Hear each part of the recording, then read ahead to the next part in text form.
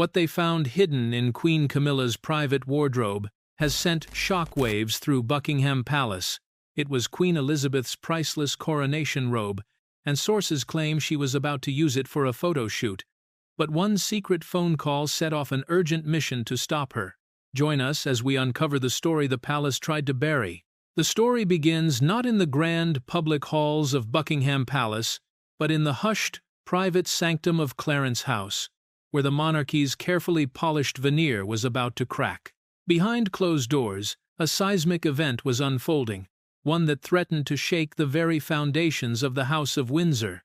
The chandeliers, glittering like captured stars, had been dimmed for the night, casting long, conspiratorial shadows across the priceless silks and tailored tweeds of Queen Camilla's dressing suite. In this world of silent protocols and unspoken rules, Elsie Grafton, a junior chamber attendant, was performing her final meticulous checks. Queen Camilla was just hours away from a major press event, and the palace machinery was humming with a tense, controlled energy. The press office, in its infinite wisdom, had requested a look that conveyed real presence, a style deeply rooted in tradition to project an image of unshakable stability in turbulent times. Elsie, though only 3 years into her role, knew the drill. The sapphire silk for the daytime appearance was laid out, the State Brigade shawl was perfectly folded, and the neutral gloves were placed just so. Everything was in its place, a perfect tableau of royal order.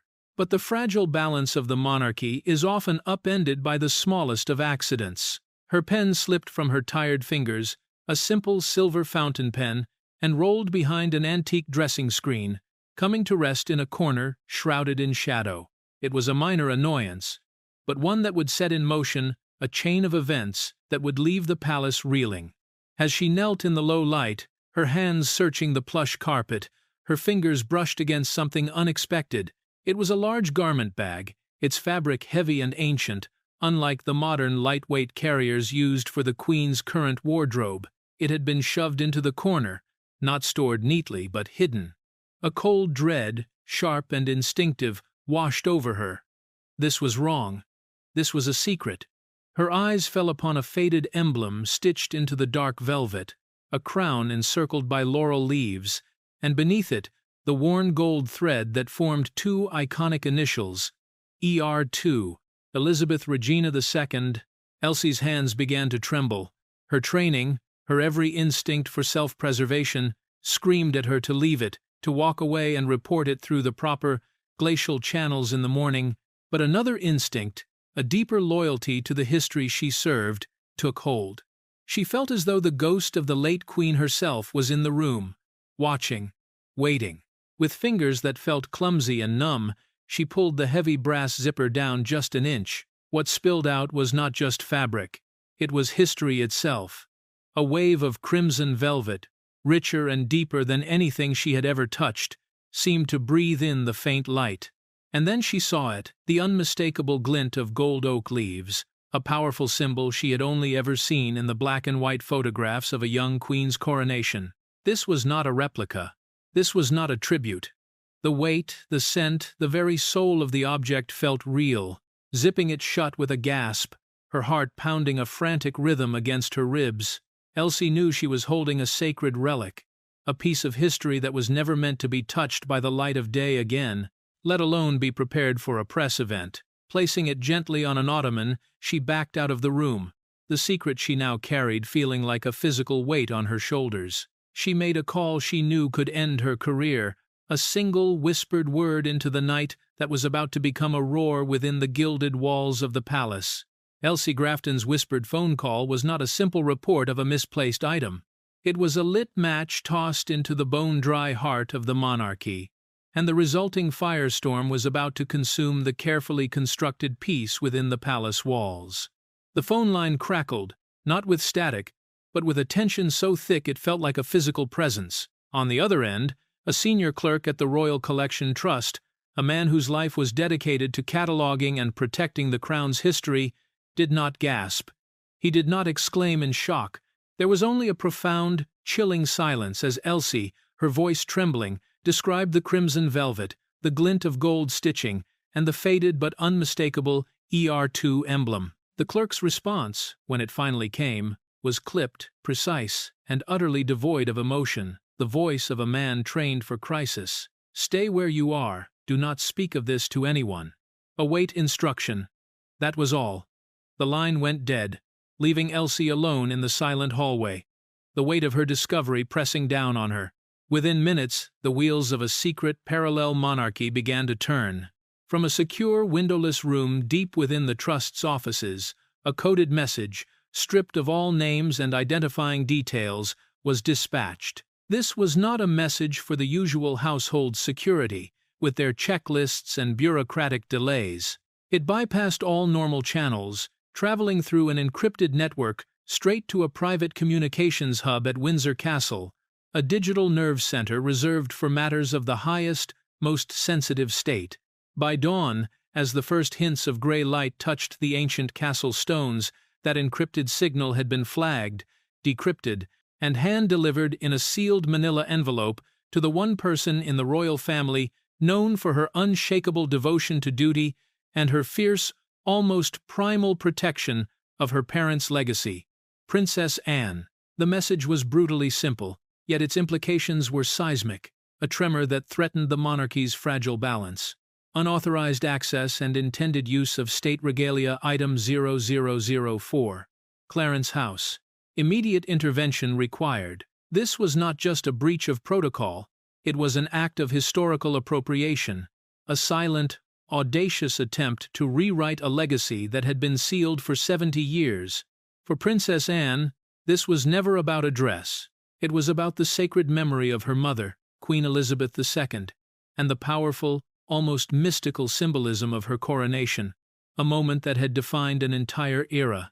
An icy calm, more dangerous than any rage, settled over her. There would be no committee meetings, no lengthy palace discussions that would bleed the urgency from the situation. This required a swift, decisive, and surgical response. With a firm hand, she penned a short, sharp note on her private stationery, each word a command, a direct order that carried the full, unspoken weight of her lineage. The note was sealed in a red wax envelope, an archaic but powerful symbol of royal will. Its destination, Wellington Barracks, and the one man she knew would understand the gravity of the situation without needing a single word of explanation.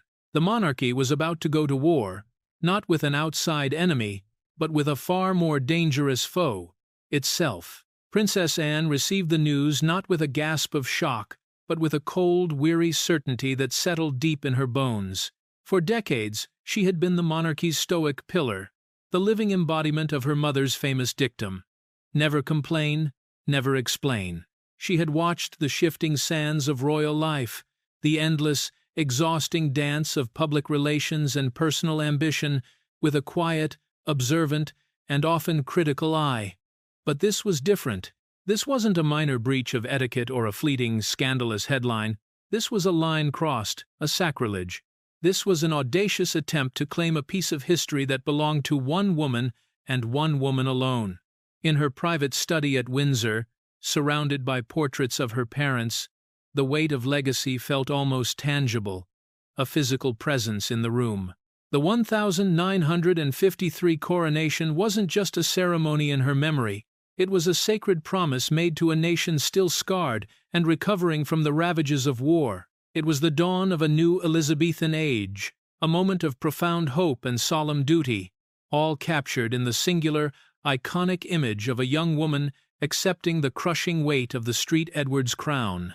The crimson robe of state was not just a garment, it was the physical embodiment of that promise.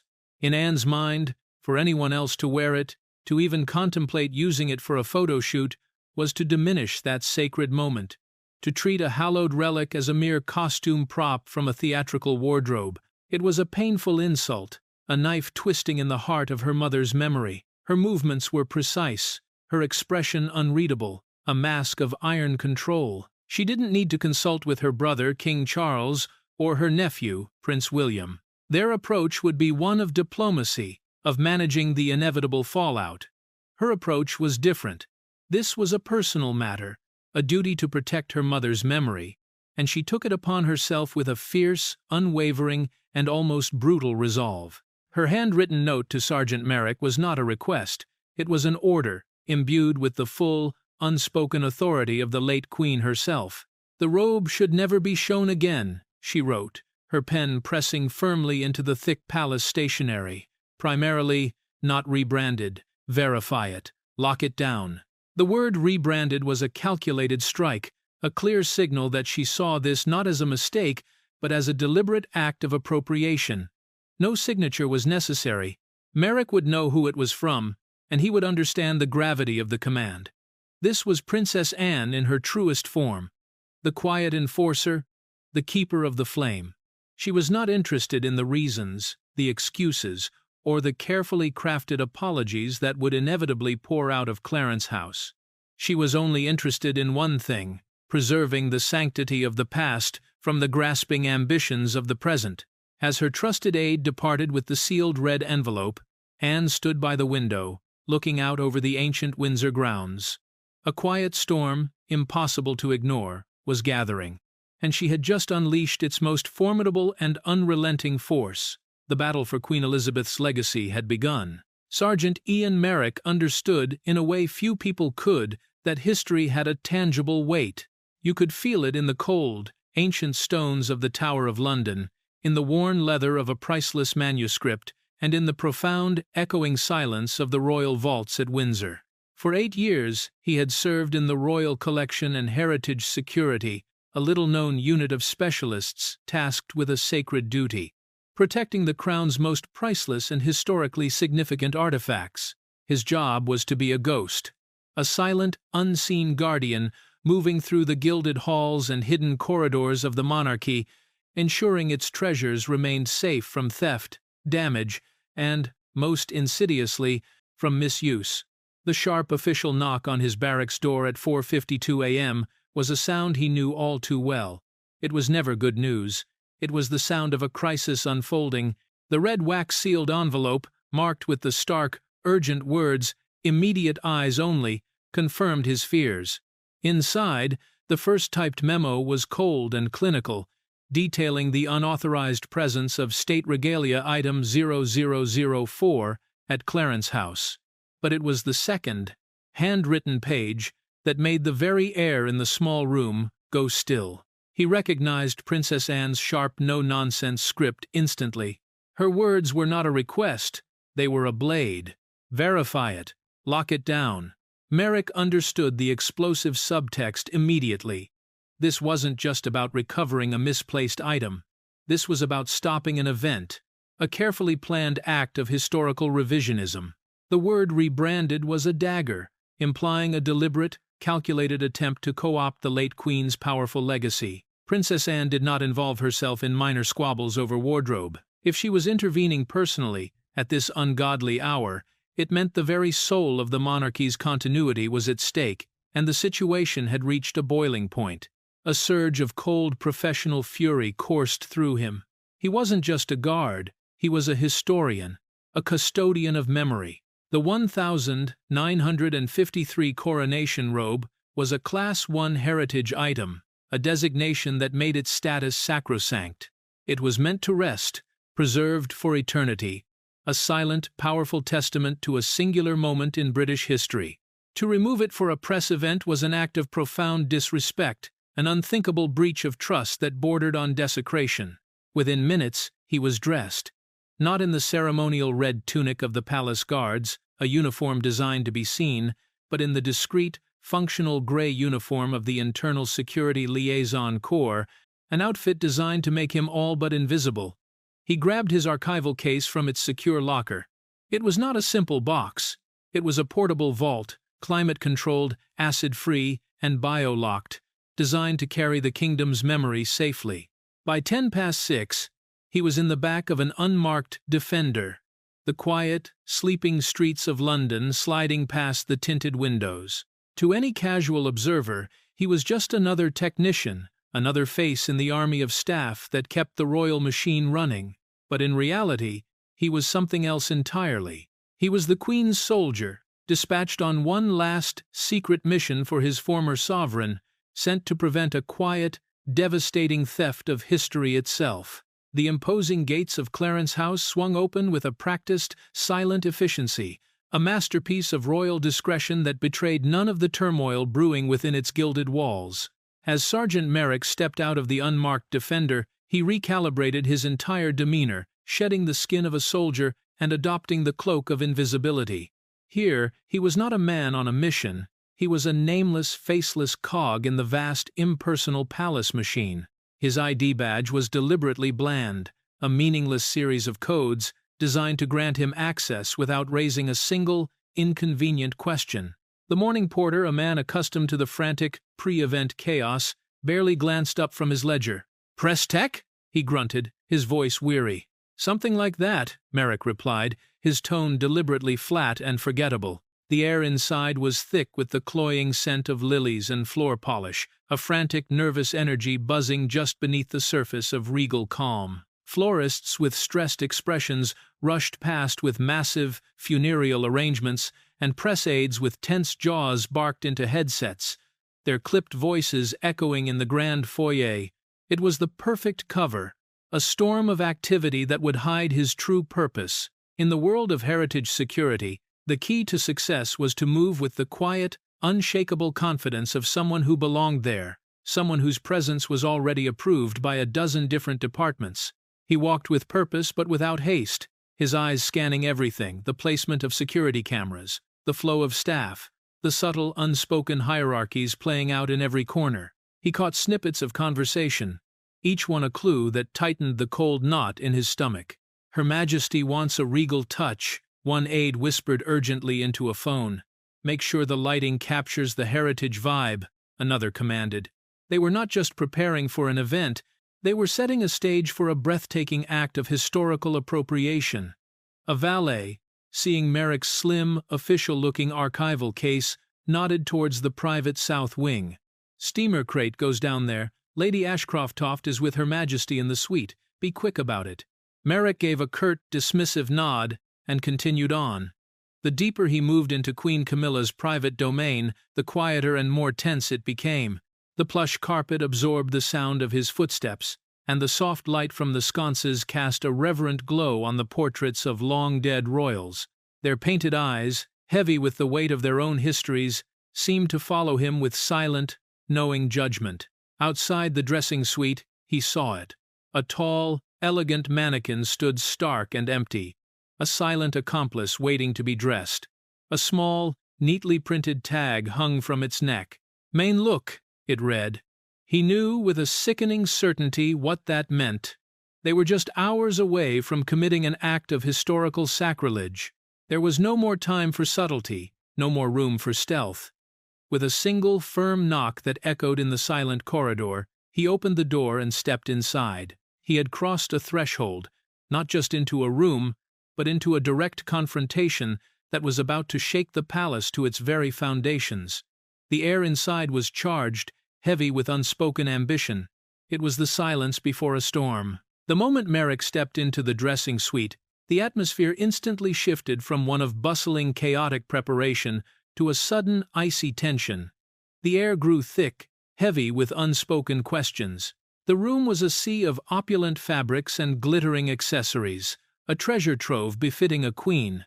But his eyes were fixed on the far wall, a wall dominated by a massive, custom-built cherrywood wardrobe. Its polished doors reflected the room like dark, distorted mirrors, hiding a secret that was about to explode into the open. A woman with a clipboard clutched in her hand and an air of stressed importance looked up, her brow furrowed in sharp annoyance.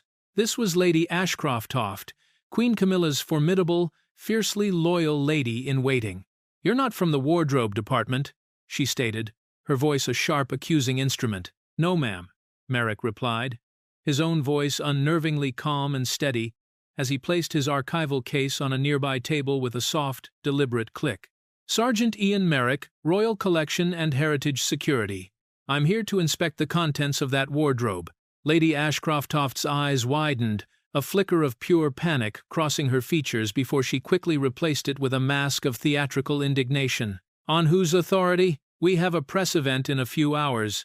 This is the Queen's private suite. You can't just—" Her flustered protest was cut short as Queen Camilla herself emerged from an adjoining room, a delicate porcelain coffee mug held gracefully in her hand. She surveyed Merrick with a look of cool, regal amusement, as if he were a minor, rather boring inconvenience, a speck of dust on her perfectly polished day. "Is there a problem, Lady Ashcroft-Toft?"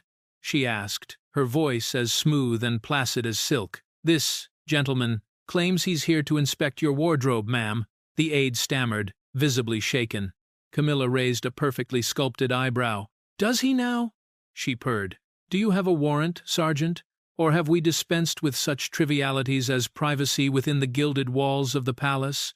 Her tone was light, almost playful, but her eyes were cold, hard steel.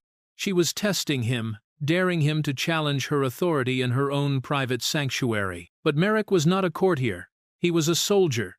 He met her gaze without flinching, his own eyes like chips of granite. "I have the authority I need, ma'am.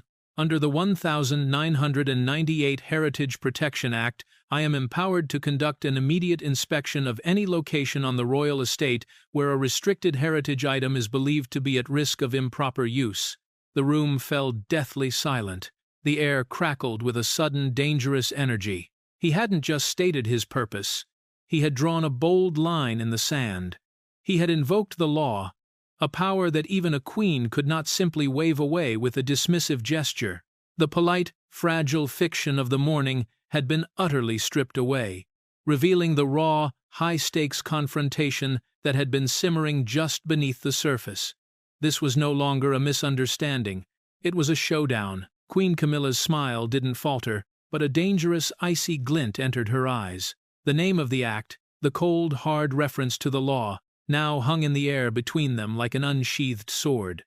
It was a challenge that had been thrown down, and she was not one to back away from a fight. "Improper use?" she echoed, her voice dripping with a carefully controlled scorn. "Sergeant, everything in this room is being meticulously prepared for a public event. An event designed to honor the monarchy's traditions, to show strength and continuity. Are you actually suggesting I intend to commit theft in my own home?" It was a masterfully crafted response, a verbal trap designed to paint Merrick as a paranoid, overreaching bureaucrat, a petty official lost in the grandeur of a world he couldn't possibly understand.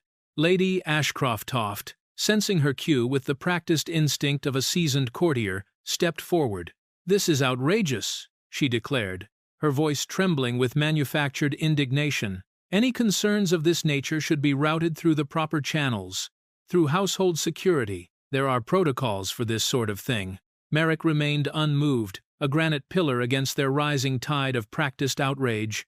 "The protocols were followed, my lady," he stated, his voice flat and devoid of deference. The urgency of the situation, however, required a more direct approach. "Urgency?" Camilla scoffed, setting her coffee mug down on a polished table with a deliberate, sharp click that echoed in the tense silence. "What possible urgency could there be? My press call is in less than 3 hours. What do you imagine is happening in here? Are you suggesting there's a bomb hidden in my closet?" Her sarcasm was a weapon, sharp and cruel, designed to make him look foolish, to humiliate him into backing down. But Merrick was not a courtier trained in the art of veiled insults and passive aggression. He was a soldier. He looked directly at Queen Camilla, his gaze unwavering, stripping away the titles and the ceremony until there were just two people in a room locked in a battle of wills. "What's behind that door, ma'am?" he said, his voice low and steady, "was never meant for public view again. It is not a matter of protocol. It is a matter of national heritage." The temperature in the room seemed to drop by 10 degrees. He had done it. He had crossed the invisible line. He wasn't just talking about a dress anymore. He was talking about a sacred symbol, a holy relic of the monarchy, and he was accusing her, the queen consort, of desecrating it. For a long, tense moment, no one moved. No one breathed. It was a silent, brutal battle of wills. Camilla's carefully maintained composure was finally beginning to show cracks. Her jaw was tight, her smile a brittle, fragile facade. This was not going the way she had planned. The lowly sergeant, this nobody, refused to be dismissed. He was a stone in her path, an obstacle to her vision. and she had catastrophically underestimated his resolve. With a final icy glare that could have frozen fire, she gave a curt, dismissive nod. "Very well, Sergeant. You wish to see inside my wardrobe? Then by all means, look, but be quick about it. You are wasting my time." But as Merrick reached for the polished brass handles of the cherrywood doors, everyone in the room knew this was no longer about time. It was about power, it was about legacy, and it was about the explosive truth hidden behind a wall of polished wood. The moment Merrick's hand touched the polished brass wardrobe handle, the quiet, simmering subtext of the confrontation became a deafening roar. In the rigid, almost fanatically ordered world of royal protocol, his action was unthinkable, a shattering of unwritten laws that were more powerful than any statute. A mere sergeant, a commoner with no title to his name, was about to physically invade the private, sacrosanct space of the queen consort against her expressed will. He was, in effect, accusing her of a crime not just against the law, but against history itself, against the very memory of her revered predecessor. A palpable wave of shock, cold and electric, rippled through the room. Lady Ashcroft-Toft let out an involuntary choked gasp, her face paling to a ghostly white. Even Camilla's lawyer, a man paid handsomely to remain impassive, took a half-step forward as if to physically intervene, before some deep-seated instinct for self-preservation made him freeze in place. Camilla herself stood frozen, her carefully constructed mask of regal indifference finally shattering into a million pieces. Her eyes, which moments before had been cold and dismissive, now blazed with a fury that was all the more potent for being utterly unspoken. This was a humiliation of the highest order, a direct, brutal challenge to her status and her authority, played out in front of her own staff. The silent accusation hung in the air, thick and suffocating. It was an idea that had haunted her for decades, the ghost at her wedding feast, that she, the woman who had fought and endured for so long to win her place at the very heart of the monarchy, was not, and could never be, a worthy custodian of its most sacred legacy. That she was, and always would be, an outsider, an interloper, who did not understand the profound sanctity of the symbols she now sought to wield. Merrick felt the crushing weight of their collective shock, but he did not hesitate. His loyalty was not to the fragile egos of the personalities in the room, but to the silent, solemn promise he had made to protect the crown's heritage. He pulled the heavy cherrywood doors open, the scent of cedar and expensive lavender perfume washed over him. Inside, a dazzling, almost overwhelming array of designer gowns and bespoke suits hung in perfect, color-coordinated order. It was a collection befitting a queen, a testament to power and privilege. But Merrick's eyes, trained to find the anomaly, the object out of place, scanned past the shimmering silks and pristine satins. He knelt, his gaze sweeping the lower shelves, the spaces where things are not displayed, but hidden. And then he saw it. Tucked away on a low shelf, almost completely obscured behind a row of expensive shoeboxes, was a heavy, dusty garment bag. It was old, its velvet faded, utterly out of place amongst the pristine designer carriers, and on its surface, faint but unmistakable, were the stitched initials that had started this entire crisis, ER2. The silence in the room was absolute, a vacuum where all sound had died. The unspoken accusation now had physical, damning proof. He had found the ghost of a past queen, hidden in the closet of the new one. With a slow, deliberate motion that commanded the complete and utter attention of the entire room, Sergeant Merrick reached into the dark recesses of the wardrobe and drew out the heavy garment bag. The dust motes, disturbed from a slumber of decades, danced in the shafts of morning light, each one a tiny, shimmering particle of forgotten history.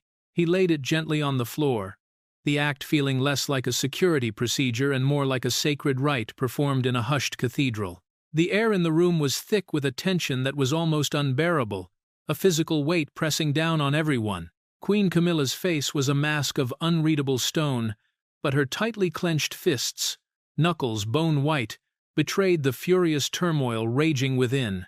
Beside her, Lady Ashcroft-Toft looked as if she might faint, her face ashen and her breathing shallow. Merrick reached for the zipper. There was no dramatic flourish, only a quiet, metallic rasp that seemed to echo in the deathly silent room. A sound that ripped a hole in the fabric of the carefully constructed royal facade. A wave of cedar and preserved silk, the scent of time itself, filled the air.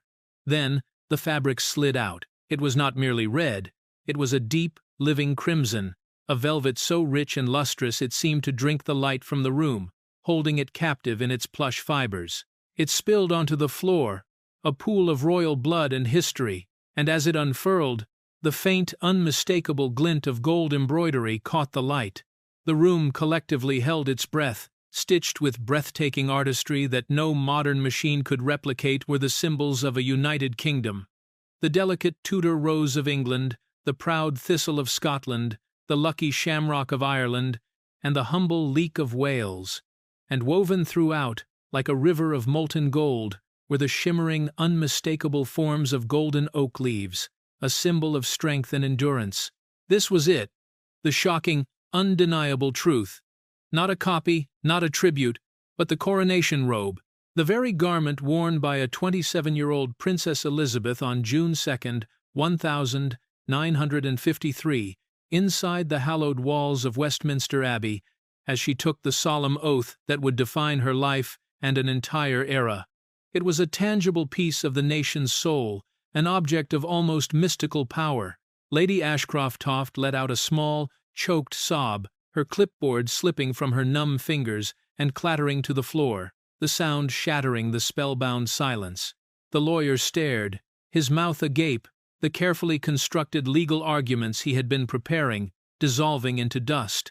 The ghost of Queen Elizabeth II was no longer just a memory or a metaphor. It was physically present in the room, laid out before them, a silent, magnificent, and powerful rebuke to the grasping ambitions of the present. And Queen Camilla, for the first time, looked not like a queen, but like a woman who had been caught trying to wear a crown that was never, ever truly hers to claim. Merrick knelt beside the robe, his movements filled with a reverence that bordered on worship. In that moment, he was no longer just a security officer following orders. He was a guardian at the altar of history, a sentinel protecting a sacred relic from desecration. He gently unrolled a protective conservation sheet across the plush carpet and, with white-gloved hands, lifted the historic garment. The robe was heavy, not just with the physical weight of its materials, the dense crimson velvet, the layers of pure silk, the thousands of hours of painstaking hand-stitching, the priceless ermine trim, but with the crushing, intangible weight of a kingdom's expectations.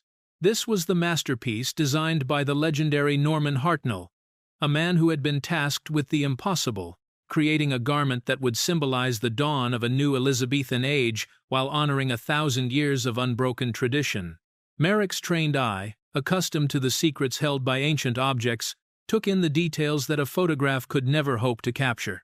He saw the faint, almost invisible wear on the ermine capelet, the exact mark where the 2¼ kilogram Street Edwards crown had rested for a fleeting, world-changing moment. He saw the incredible, mind-boggling intricacy of the goldwork, the way the light played off the floral emblems of the Commonwealth nations, the Canadian maple leaf, the Australian wattle, the New Zealand silver fern, each one a tiny, perfect tribute to a sprawling family of nations looking to their young new monarch for guidance and hope.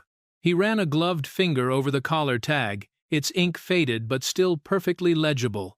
Hartnell, Coronation Commission, 1953. Royal Inventory Number 0004. The profound, spellbound silence was finally broken by Queen Camilla. Her voice was strained, the silken smoothness gone, replaced by a raw, desperate edge, but she fought to regain control. It was meant as a symbol, she said, her words sounding hollow and pathetic in the face of the magnificent, authentic object before them. A link between two eras. Continuity, that's what the people need to see. Merrick did not look up. He was busy scanning the inventory number with a small, handheld device connected to his tablet, his focus absolute. "Continuity, ma'am," he said, his voice quiet but firm, each word a carefully placed stone, "is not the same as inheritance." The words struck a a direct hit on her deepest insecurity. Camilla's composure finally cracked, the facade crumbling away to reveal the raw emotion beneath. "And what is the alternative?" she demanded, her voice rising. "For a magnificent piece of history like this to be locked away in a dark vault forever, forgotten by the world? Is that how we honor the past? By burying it?" For the first time, Merrick looked up from the robe, his eyes, clear and unblinking, meeting hers. The stare was not insubordinate, but it was unyielding, the look of a man who would not, could not, be moved. "This isn't a piece of history on a shelf, ma'am," he said, his voice still quiet but now carrying the weight of an unshakable conviction. "This is a legacy, and a legacy doesn't get borrowed for a photo shoot." The battle was no longer about a hidden object. It had escalated into a raw, explosive clash of philosophies, a battle for the very soul of the monarchy. Queen Camilla, finally abandoning her brittle pretense of calm, began to pace the opulent room like a caged lioness, her voice rising with a desperate, fiery passion born of years of feeling like an outsider storming the gates. "My advisors said the people would be moved by it," she exclaimed, her voice cracking with emotion. "They said it would show stability, tradition, that in these uncertain times, seeing this robe would be a powerful reminder that this family, this institution, endures. Do you not see the power in that?" She stopped and gestured emphatically at the magnificent crimson velvet spread across the floor. "That robe is not just beautiful. It is a weapon against uncertainty, against chaos. It means something to people." Merrick remained kneeling beside the robe, a calm, unmoving center in the hurricane of her emotion. He finished his data entry on the tablet, and a small, discreet green light flashed on the screen. He spoke without looking at her, his voice quiet, his words precise and devastatingly effective. "It would also mean something else, ma'am." The silence that followed was heavy with dread. "It would suggest," he continued, "that the singular, defining moment of Queen Elizabeth's ascension now belongs to someone else. It would imply a transfer of that specific memory, of that specific promise. It would, in effect, rewrite history." The accusation, now spoken aloud, hung in the air, sharper and more painful than any insult. Rewriting history. Camilla stopped pacing, as if she had been physically struck. Her face was a tragic mask of fury and deep, profound pain. "And I suppose you have decided that I am not worthy of that legacy," she whispered, the words barely audible, a fragile testament to her deepest, most private fear. Merrick finally rose to his feet, holding the tablet. He turned the screen towards her. The text was stark, official, and utterly final. "Restricted heritage item. Class 1. It read, "Custodial authority. Royal Vault, Windsor. Display status. Prohibited by monarchical decree, June 3rd, 1953. Hold confirmed. Custody initiated." He lowered the tablet, his gaze meeting hers. "This wasn't my decision, ma'am," he said, and for the first time his voice softened, not with sympathy, but with the quiet, unshakable authority of historical fact. "It was Her late Majesty's. The order was signed the day after her coronation. I am simply enforcing her will." The room was plunged back into a stunned, absolute silence. This was no longer a matter of protocol or interpretation. This was a direct, written order from the grave. A final, unbreachable command from Queen Elizabeth II, reaching across 7 decades to protect her own legacy. Just as the crushing weight of Merrick's revelation settled over the room, freezing everyone in a tableau of stunned silence, a new sound cut through the suffocating tension. It was a calm, measured knock on the suite door. 3 even raps, followed by a deliberate pause. It was a knock that needed no announcement, a signature of quiet, unquestionable authority. Before anyone could react, the door opened, and Princess Anne entered. She was alone. There were no fawning staff, no imposing security detail, no ceremony. She was dressed in a simple, functional tweed jacket, and in her hand she carried a single, thin, red folder. Her presence instantly and irrevocably changed the dynamics of the room. She was not just a princess. She was the late Queen's daughter, a living, breathing link to the very legacy that was at the center of the explosive dispute. Her eyes, sharp and fiercely intelligent, took in the entire scene, in a single, sweeping glance. The open wardrobe, the magnificent crimson robe, laid out like a fallen banner on the floor, the pale, shocked faces of Queen Camilla's staff, and Sergeant Merrick standing ramrod straight at attention. Her gaze lingered on the golden stitching of the robe for a long moment, and for a fraction of a second, a flicker of raw emotion, a deep, profound sadness, perhaps, or a flash of white-hot anger crossed her features before her expression settled back into its customary, impenetrable stoicism. "Sergeant," she said, her voice quiet but carrying an unmistakable authority that commanded the immediate and total respect of everyone present. "Ma'am," Merrick replied, his posture becoming, if possible, even more rigid. Anne walked past Queen Camilla without so much as a glance, her focus entirely on the sacred object on the floor. She stopped beside the robe, the air crackling with unspoken history and resentment. She opened the red folder. The confrontation, already at a boiling point, had just entered its final, devastating phase. The quiet enforcer of the royal family had arrived to personally settle the matter, and there was no doubt in anyone's mind whose side she was on. The air was thick with the ghosts of decades of unspoken rivalries, of complex and painful family dynamics played out on the world stage. Queen Camilla watched, her face a brittle mask of defiant apprehension, as the woman who had always been the steadfast, dutiful, unshakable daughter prepared to pass judgment. The true showdown was not between a queen and a guard, but between the woman who now wore the crown and the daughter of the woman who had defined it for 70 years. Princess Anne pulled a single yellowed sheet of paper from her red folder. It was laminated, preserved with the clinical care of a sacred text, a relic in its own right. In a clear, unwavering voice that cut through the tension like a surgeon's scalpel, she read the typewritten words aloud. "State velvet, coronation robe, designated item number 0004, to remain in the royal archives in perpetuity post-ceremony, not to be displayed, loaned, or worn." She paused, her eyes scanning the faces of the stunned onlookers, letting the crushing weight of the words sink in, before delivering the final, devastating blow. She pointed a single steady finger to the bottom of the page, where a signature, faded by time but still elegant and unmistakable, was clearly visible, followed by a simple, powerful initial, signed Elizabeth R. It was the Queen's final word on the matter, a clear and absolute decree from the past that echoed with the full force of monarchical authority in the present. The ghost in the wardrobe now had a voice, and it was unequivocal. Anne then looked up, her gaze finally settling on Queen Camilla, a cold, unblinking stare that held a lifetime of judgment. "Did this go through the Royal Collection Trust?" she asked, the question a mere formality. The answer was already written on Camilla's pale, stricken face. Cornered, humiliated, and utterly defeated, Camilla could only muster a weak, pathetic defense. The advisors, they suggested it would be a fitting tribute. It was only meant to be a private discussion, illustrated with a few photographs. Anne cut her off, her voice suddenly sharp as a shard of glass. "This was not a fashion choice, Camilla. It was a violation of trust."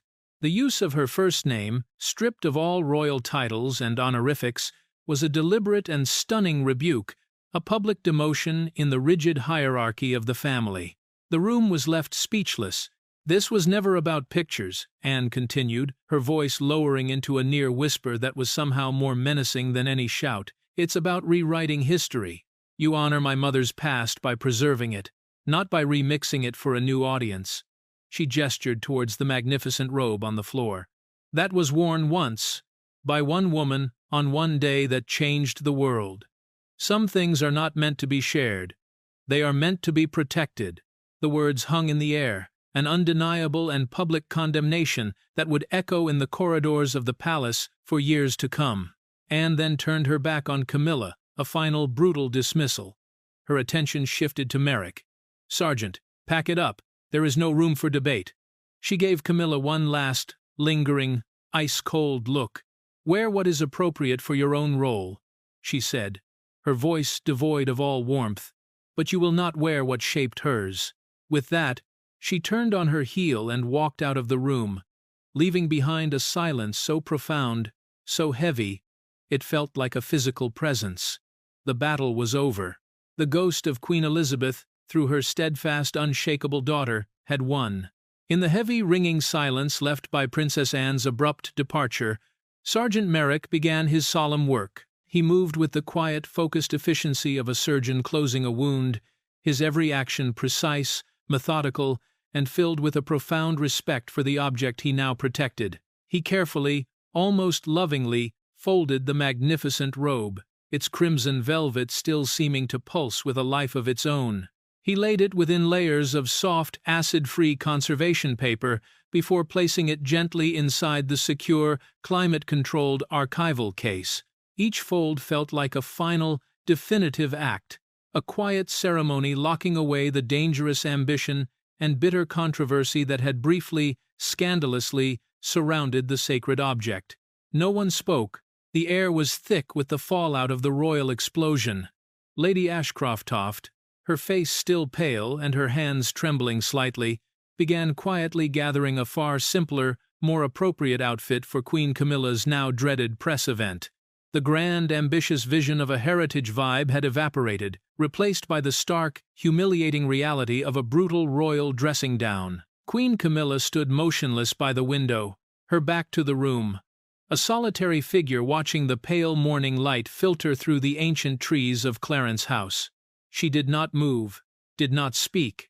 She was a statue of silent, impotent fury, her dreams of cementing her place in history shattered in a matter of minutes. When Merrick finally closed the archival case, the sharp, metallic click of the biolock echoed through the suite like a gunshot. It was a sound of absolute finality. "This item is now permanently secure, ma'am," he said, his voice respectful but firm, addressing her back. Camilla gave a slight, almost imperceptible nod. It was an acknowledgement, not of his authority, but of her crushing total defeat. As Merrick walked out of the suite, the case held firmly in his hand. He felt the immense weight of the morning's events settle upon him. He had faced down a queen, and he had won, not through force or aggression, but through the quiet, unshakable power of duty and historical truth. Outside, in the tranquil courtyard, an unmarked royal collection van waited, its engine humming softly. As he approached, he saw a figure watching from the steps of the house. It was Queen Camilla, her arms folded tightly against the morning chill, her face a mask of weary resignation. Their eyes met across the manicured gravel. There was no anger left in her gaze, only a deep, hollow, and weary understanding.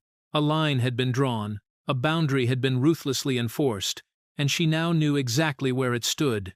He secured the case inside the van, the legacy of a queen safely on its way back to the silent, climate-controlled darkness of the royal vault, where it belonged.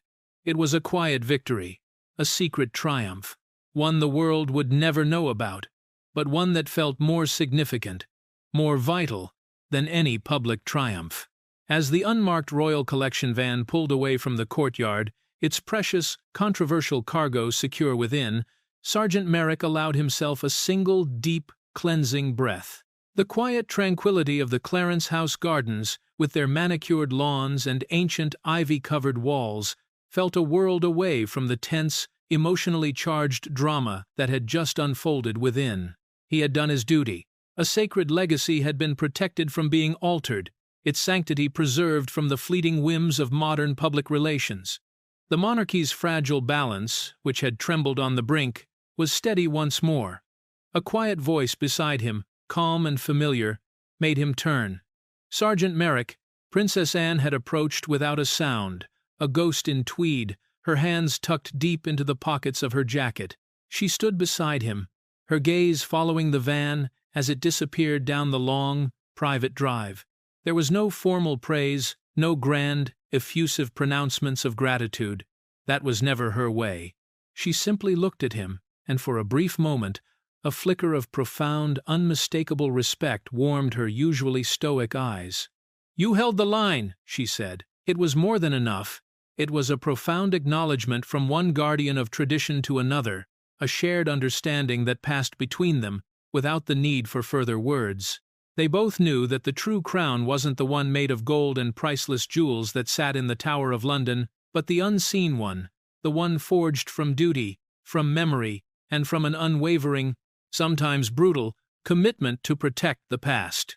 Merrick thought of the crimson robe, now on its silent journey back to the climate-controlled darkness of the vault at Windsor.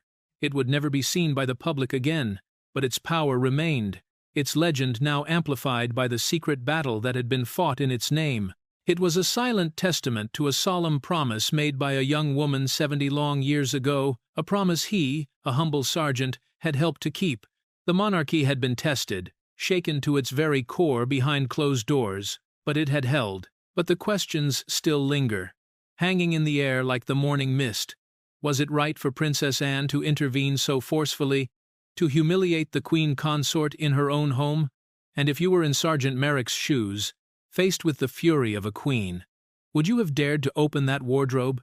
Share your thoughts with us in the comments section below. And remember to like, share, and subscribe for more stories that pull back the velvet curtain of the crown. Because, as we've seen today, some legacies are worth protecting, especially the ones hidden far, far away from the spotlight. What do you think about Princess Anne's dramatic intervention? Was she protecting her mother's sacred legacy? Or was it a calculated power play to put Queen Camilla in her place? Share your thoughts with us in the comments section below. We want to know what you would have done. Thank you for watching Majesty Uncovered. Don't forget to subscribe to Majesty Uncovered and hit the notification bell so you never miss another shocking royal secret. Also, click the next video showing on your screen, and you will enjoy it.